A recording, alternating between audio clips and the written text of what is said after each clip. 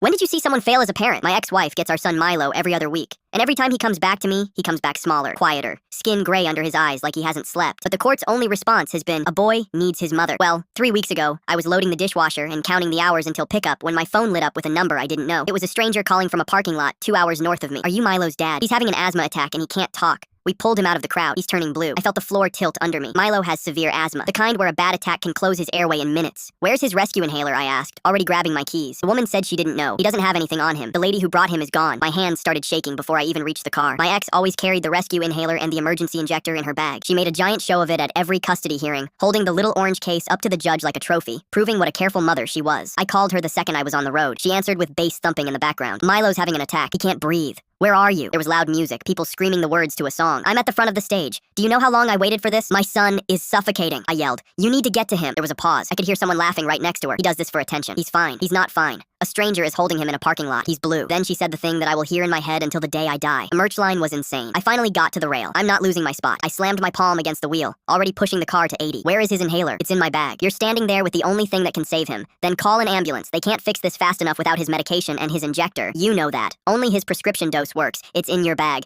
I'll bring it after the encore. The stranger texted me a photo at 9:52. Milo slumped against a concrete pillar, lips the color of a bruise. A security guard kneeling over him with a flashlight. The text said he stopped responding. We called 911. Please hurry. I called my ex again, screaming so loud my voice cracked. He's dying. Do you understand the word dying? Get to that parking lot, she said. Stop being so dramatic. You always do this. You're ruining the one good night I've had in months. And then she hung up on me. I called 911 myself, sobbing out every detail while I drove. They told me units were already on scene, but they confirmed what I was terrified of. Paramedics could give oxygen, but the severe medication he needed for his specific condition, the doses his specialist prescribed, those were in his mother's bag. When I finally tore into that parking lot at 11:18 at night, the ambulance was already loading him. Milo was on a stretcher, an oxygen mask on his small face, a paramedic squeezing a bag to push air into him. The medic looked at me with a flat, grim expression. His oxygen has been critically low for too long. We need his prescribed medication and we needed it an hour ago. His mom has it, I said. She's coming, but she wasn't. Not for another 50 minutes. I tried calling the venue directly. My son is dying. His mother is at your show, in the front row. She has medication that can save his life. Please get her out. Sir, we have 18,000 people here. We can't find one woman. It's a medical emergency, I begged. I'm sorry, sir. The paramedics tried calling her themselves, thinking she'd listen to a medical professional. The lead medic got through for a second. Ma'am, your son is in respiratory failure. His brain is being starved of oxygen. I heard her answer crackle through his phone. I'm his mother. I'll decide when it's a real emergency. And right now, I'm watching the show. When she finally sauntered through the hospital doors at 12:41 in the morning, she had a band t-shirt on over her dress and a lanyard around her neck, smelling like beer and someone else's cologne. Milo was already in the pediatric